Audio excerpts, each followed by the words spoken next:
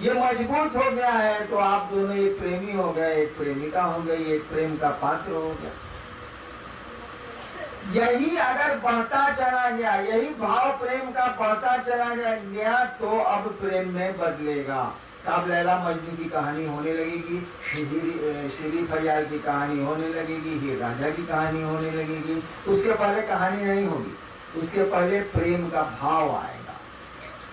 ठीक उसी तरह से शिष्यता एक विचार है, शिव मेरे गुरु एक विचार है आपके मन में खड़ा, तो खड़ा रहेगा तो विचार तो उतना ही पटे में रहेगा, तो भाव में बदलेगा, मजबूत होगा। कोई चीज खड़ी है लगातार, देखो लड़का एक आदमी था, वो गाछ लगा, रोज गछुआ को उखाड़ के देखे कि साला लगा है कि नहीं लगा, लगेगा। एक पौधे को आप लगाइए जमीन में और उखाड़ के रोज देखिए कि साला लगा कि नहीं लगा, लगा कि नहीं लगा, लगेगा। लेकिन छोड़ दीजिएगा, विचारों पर खड़े हैं आप कह रहे हैं कि विचार मेरे हैं कि शिव मेरे गुरु हैं, तो पौधा बढ़ेगा, ये भाव रुक लेगा। भाव भी कुछ नहीं है, विचार है और कुछ नहीं है, थोड़ा मजबूत है। यो आमे का गाछ है और वो आम का भी सीडलिंग है, छोटा पौधा है, ये कमजोर है, बकरी नोची लेगी। थोड़ा बड़ा हो गया है तो बकरी नहीं गाय नोचेगी, और बड़ा हो जाएगा तो कोई नहीं नोचेगा, कोई जानवर नहीं पकड़ पाएंगे, ऊंचाई पे चला गया, मजबूत हो गया। है आमे का पेड़, तो विचार भी, विचार भाव और प्रेम दोनों सब एक ही चीज है, वो विचार है और कुछ नहीं। खाली पेड़ बड़ा हो रहा है, विचार बड़ा हो, थोड़ा मजबूत हुआ तो आप बोलते हैं भाव। अरे पौधा छोटा है तो उसको पेड़ बोलते हैं, आप बोलते हैं पौधा। पौधा जैसे बोलिएगा लोग समझ जाएगा छोटा पेड़ है, लेकिन पेड़ जैसे बोल दीजिएगा लोग बुझेगा बड़ा हो गया। चीज बात एक है, खाली नाम बदल रहे हैं आप, शब्द बदल रहे हैं, लक्षण भी बदलेगा। पेड़ में हवा से जल्दी नहीं गिरेगा, बकरी उसको नहीं नोचेगी। पौधा कोई कहेगा भैया घेरा लगा दीजिएगा, नहीं तो बकरी नोचेगी। दोनों एक ही चीज है, एक ही चीज का नाम ले रहे हैं आप। जैसे पौधा बोलिएगा लोग कहेगा सुरक्षा की जरूरत है, मवेशी से बचाइए। पेड़ बोलिएगा तो कोई नहीं बोलेगा, तो पूछेगा फल लग रहा है कि पूछ रहा है कि बड़ी वही चीज बड़ी हो गई। तो विचार में खतरा रहता है, बकरी नोच सकती। विचार को छोड़ दिया है आप, हट नहीं रहा, आपके दिमाग में है शिव मेरे गुरु, तो ये मजबूत हो जाएगा। इसको बोलते हैं भाव। ये भी विचार ही और कुछ नहीं, लेकिन थोड़ा मजबूत है, बकरी के नोचने से बाहर हो गया। और छोड़ दीजिएगा भाव को, भाव पर खड़े हैं आप, भाव जा नहीं रहा है, भाव आपके मन से मिट नहीं रहा है, तो ये बदल जाएगा प्रेम में। जब प्रेम में ये रूपांतरित होगा, प्रेम में जब ये बदल जाएगा, तब खुदा मियां भी इसको नहीं तोड़ सकते। अगर टूट गया तो कहा जाता है ये प्रेम ही है। शेक्सपियर बोलता है ना, if love alters it is no love. अगर प्यार परिवर्तनशील है तो ये प्यार नहीं, तब कोई नहीं तोड़ सकता है। तब ईसा को छुरी पे चढ़ा दीजिए, मंसूर को कत्ल कर दीजिए, मीरा को जहर दे दीजिए, सुकरात को जहर दे दीजिए, जो मन करे तो कर दीजिए, न बदले। रामकृष्ण परमहंस को कैंसर हो जाएगा, कोई अंतर नहीं आता। बोले रोज साला जी हम कर रहे हैं, पूरा सुनो। तो जो आपका सवाल है उसका उत्तर है कि शिव गुरु होगा। लेकिन यही है कि पौधा छोटा है, आप कह रहे हैं कि बड़ा होगा तो फल देगा, कि नहीं बड़ा होगा तो फल देगा, लेकिन छोटे पौधे को जानवरों से बचाने की जरूरत पड़ती है। बचा लीजिए, आप नहीं बच रहे हैं कि आप उसको बकरी खाएगी, हम कहेंगे ही कि पेड़ होगा और फल होगा। आप कुछ पूजा में लिखा नहीं है, आप कह रहे हैं कि विचारों में है, विचारों में रह गए तो शिव मेरे गुरु होंगे कि नहीं। आप शिव हो जाएगा, गुरु क्या होंगे, वो शिव हो जाएगा, उसके ऊपर ही चलेगा। गया से ही बेलागंज से है, दया और आशीर्वाद में क्या अंतर है?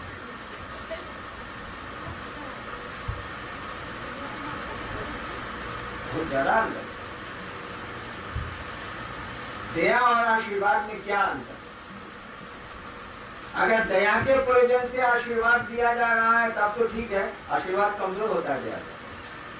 दया के लिए अगर आशीर्वाद दिया जा रहा है तब तो ठीक है, और दया के लिए आशीर्वाद वही दे सकता है जिसके पास गुरु भाव है, अन्यथा आप नहीं दे सकते। अभी हमने कहा कि दया करने का अधिकार गुरु को है। गुरु माने हम बोले ना कि दया करने का अधिकार गुरु का है, गुरु को छोड़ के किसी को नहीं। अगर देवता भी गुरु है तो उनको है, आदमी भी गुरु है तो उसको है, दूसरे को नहीं।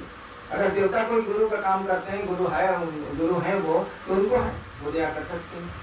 ईश्वर को तो पूरा का पूरा पावर है, अगर उसमें दया नहीं है तो संसार में दया हो ही नहीं सकती। इसीलिए कहा जाता है शिव को करुणावतारम संसार सारम। शिव को कहा जाता है ना भुजगेंद्रहारम करुणावतारम। करुणा के आप अवतार हैं, क्योंकि करुणा से ही दया निकली है। करुणा ईश्वर का गुण है जो पूरी सृष्टि में फैला, वही करुणा से दया निकली है। जो ईश्वर गुरु होता है तो उसका प्रयोग करता है। अगर शिव करुणावतार नहीं हो तो संसार में कोई गुरु हो ही नहीं। इसी करुणा से दया निकलती है, इसीलिए शिव को कहा गया, शिव ईश्वर का नाम है ना, कहा गया है संसार सारम भुजगेंद्रहारम करुणावतारम। करुणा के अवतार है। हाँ, क्या बोल सकते? आशीर्वाद। हाँ, आशीर्वाद अब किस चीज के लिए दिया जा रहा है ये तो कहना बड़ा मुश्किल है। लौकिक जगत के लिए भी आशीर्वाद दिए जाते हैं, दीर्घायु होइए, ये होइए, वो होइए, जो देते ही हैं। और दया का तो एकदम पर्टिकुलर, उसका तो सीमित अर्थ है जीव को शिव की ओर ले जाना। आदमी का मन शिव की ओर चले, इसी को दया बोलते हैं। अगर दया के लिए आशीर्वाद दिया जा रहा है तो आशीर्वाद देने का भी अधिकार उसी को होगा जो गुरु है, अन्यथा नहीं हो सकता। क्योंकि दया गुरु का पावर है, उसके लिए कोई आशीर्वाद देगा तो ये गुरु का पावर है। गुरु कहते किसको है? हम कई बार बोले हैं कि आप लोग भी दया करते हैं, आप ही लोगों की दया से महादेव का काम चल रहा है, बोले है ना। आप ही बोल रहे हैं कि दया करने का अधिकार गुरु को छोड़ के दूसरे को नहीं। हम कई बार बोले हैं कि आप ही लोगों की दया से क्षेत्रों में शिव शिष्यता बढ़ रही है, बोले हैं। आप ही बोल रहे हैं कि गुरु को छोड़ के दया करने का अधिकार किसी को नहीं है, तो हम गलत बोले होंगे जरूर कहीं, तो आप गुरु नहीं है, आप तो शिष्य हैं। आप कहते हैं कि शिव मेरे गुरु, यानी दोनों बात आपस में कर रही है। हम कई बार बोले हैं कि हमारे गुरु भाइयों की दया, गुरु बहनों की दया से क्षेत्रों में शिव का भी बढ़ता। अभी आपको बोल रहे हैं कि दया करने का अधिकार मात्र गुरु को है, दूसरे किसी को नहीं है। देवता भी गुरु होंगे तो उनको है, राक्षस भी गुरु होंगे तो उनको है, आदमी भी गुरु होगा तो उनको है, कमोबेश। आप कह रहे हैं कि शिव मेरे गुरु है, आप तो गुरु नहीं, तो फिर आपको अधिकार कहाँ से आया? कहीं ना कहीं मैं गलत बोल रहा हूँ। आप बताइए गुरु कहते किसको?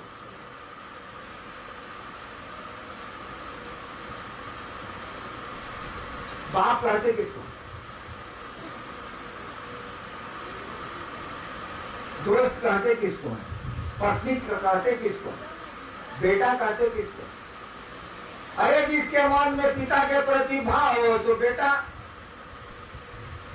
जिसके प्रति पति के मन में प्रेम हो पत्नी, जिसके प्रति दोस्त के, जिसके मन में दोस्त के प्रति दोस्ती का विचार गाढ़ा हो गया सो दोस्त, जिसके मन में गुरु का विचार गाढ़ा हो गया हो, शिष्यता का विचार गाढ़ा हो गया हो वो शिष्य, जिसके मन में दूसरों को शिव से जोड़ने की इच्छा मजबूत हो गई हो गुरु। कहीं गुरु का काम है कि वो जीव को शिव की ओर ले चलते हैं। आप क्या कर रहे हैं भाई साहब? धकेल रहे हैं, ऊपर ले जा रहे हैं। आप लोगों को दारू पीना सिखला रहे हैं कि शिव से जुड़ने की बात कर रहे हैं। आप लोगों को धरती से जोड़ रहे हैं कि शिव से जोड़ रहे हैं? आप लोगों को शिव से जोड़ रहे हैं, जो गुरुओं का गुरु है, जो आपका गुरु है, जो जगत का गुरु है, उससे आप जोड़ रहे हैं। ये काम आपका है कि गुरु जी का है? गुरु शिष्य बनाएगा कि चेला चेला बनाएगा? से बताइए, चेला कहीं चेला बनाता है भाई जी? गुरु ने चेला बनाएगा। आप गुरु नहीं है, काम क्या कर रहे हैं भाई जी? काम कर रहे हैं गुरु वाला। गुरु है नहीं आप। आपके गुरु ने कहा कि खबरदार तुम गुरु, जहां आपने को बोला कि टांग तोड़ देंगे, आप गुरु बन नहीं सकते। गुरु का आदेश तो सर्वोपरि होता है, आप बन नहीं सकते। कम्मा क्या कर रहे हैं सेना बताइए? आप वही काम कर रहे हैं जो एक गुरु करता है, लोगों के लिए शिष्य, लोगों को शिव से जोड़ रहे हैं, शिव गुरु से जोड़ रहे हैं। यानी आपका शिष्य भाव उस गुरु के प्रति है, और शिष्य भाव गुरु के प्रति होने से गुरु भाव आप में आया है और वही काम कर रहा है।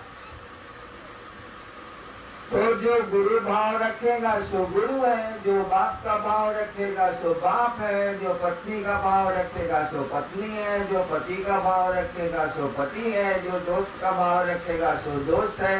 तो आप गुरु का भाव रखते हैं, गुरु नहीं है, तो गुरु भाव को पावन है ना दया करने का कि नहीं है। इसीलिए मैंने अक्सर कहा है कि हमारे गुरु भाई बहन दया करते हैं क्षेत्रों में, तो शिव का काम बढ़ता है, लोग शिव को गुरु मानते हैं और शिव चर्चाएं बढ़ रही हैं, लोग शिव से बन रहे हैं। तो गुरु भाव में गुरु कहलाता है, आप वो दया करने का अधिकारी है। हाँ, ये बात दूसरी है कि पानी तो जमीन का ही है,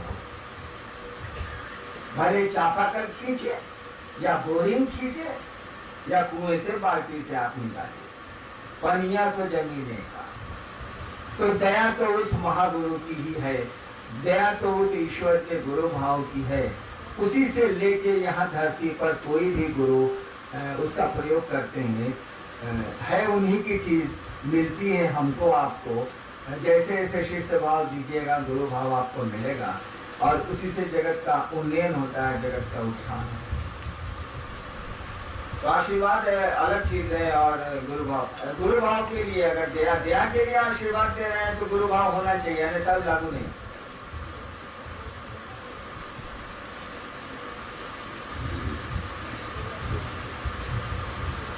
चला गया।